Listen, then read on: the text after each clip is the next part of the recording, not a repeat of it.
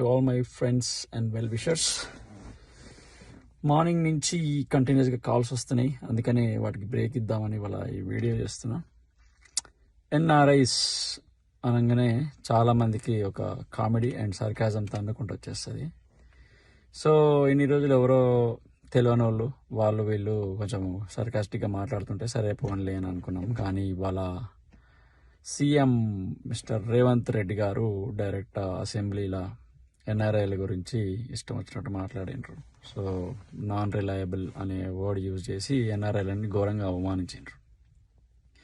So NRIs అంటే basically మేము ఇక్కడ ఉన్నా కూడా మా మనసు అంతా ఇండియాలో ఉంటుంది. ఎందుకంటే మేము అక్కడ పుట్టి పెరిగి చదువుకొని ఒక అంచెలంచెలుగా వెతుకుతూ ఈ స్టేజ్కి వచ్చినాం. ఇప్పుడైనా కూడా మేము ఇక్కడికి వచ్చినాక కూడా డైలీ మా రొటీన్ ఫస్ట్ ఇండియాలో ఏం జరుగుతుందో తెలుసుకున్నాకనే డైలీ రొటీన్ మాకు స్టార్ట్ అవుతుంది. సో మేము ఇక్కడి నుంచి ఇండియాలో మేము ఏం చేయాలి, బ్యాక్ హోమ్ మనము మన లోకల్గా పుట్టిన ఊరికి కానీ మన ఏరియా ఎక్కడి నుంచి వచ్చినామో ఆ ఏరియాకి మనం ఎట్లా ఏం డెవలప్మెంట్ చేయాలి, దాని స్కోప్ ఏంది అనేది వాటి గురించి ఎక్కువ మేము ఆలోచిస్తుంటాం. కానీ వీటి విషయాలు ఎవరు మైండ్లో పెట్టుకోకుండా ఇష్టం వచ్చినట్టు మాట్లాడి మమ్మల్ని వాళ్ళ అవమానిస్తూ అసెంబ్లీలో మాట్లాడడం జరిగింది. సో నేనేం చెప్పదలుచుకున్నా అంటే ఇవాళ ఎన్ఆర్ఐస్ బేసికలీ గాంధీ మహాత్ముడి దగ్గర నుంచి మొదలు పెట్టుకుంటే మొత్తం కాంగ్రెస్లో ఉన్నదంతా ఎన్ఆర్ఐసే.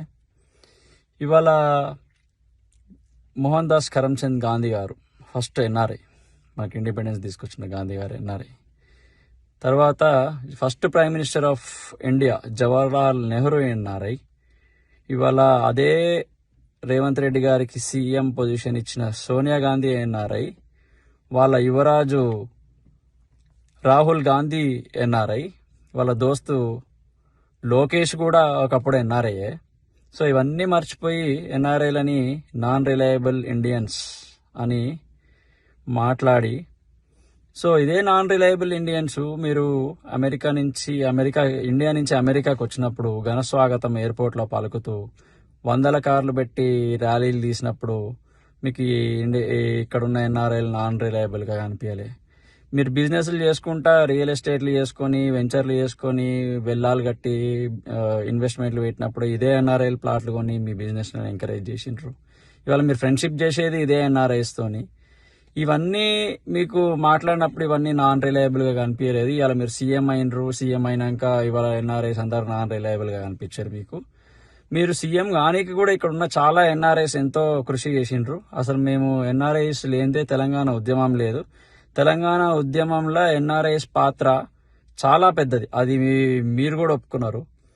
సో ఎందుకంటే మేము ఇక్కడ ఒక మాట మాట్లాడితే అది ప్రపంచం అంతా తెలుస్తుంది, వినేటోళ్ళు కూడా చాలా మంది కాన్సన్ట్రేటెడ్ వింటారు అనే ఒక ఉద్దేశంతోనే ఎన్ఆర్ఐస్ దగ్గర నుంచి వాయిస్ కావాలని చెప్పి మనము అప్పుడు గట్టిగా ఉండి పోరాడడం జరిగింది, మన తెలంగాణ తెచ్చుకోవడం జరిగింది. అవన్నీ మీకు తెలియదేమో కానీ మిగతా వాళ్ళందరికీ తెలుసు. ఇవాళ మీకు దమ్ము ధైర్యం ఉంటే కేటీఆర్ గారిని, కేసీఆర్ గారిని, హరీష్ రావు గారిని మీరు అసెంబ్లీలో మీ పొలిటికల్ స్ట్రాటజీ యూజ్ చేసుకుంటారు, మీరు ఏం చేసుకుంటారు కానీ మీరు వాళ్ళని ఎదుర్కోండి. అంతే తప్ప అత్త మీద కోపం దుత్త మీద చూపించినట్టు ఇవాళ మీకు అక్కడేం చేయడం చేతగాక మా ఎన్ఆర్ఐల మీద పడి మా మీద పడి మమ్మల్ని అవమానించాల్సిన అవసరం మీకు లేదు కూడా.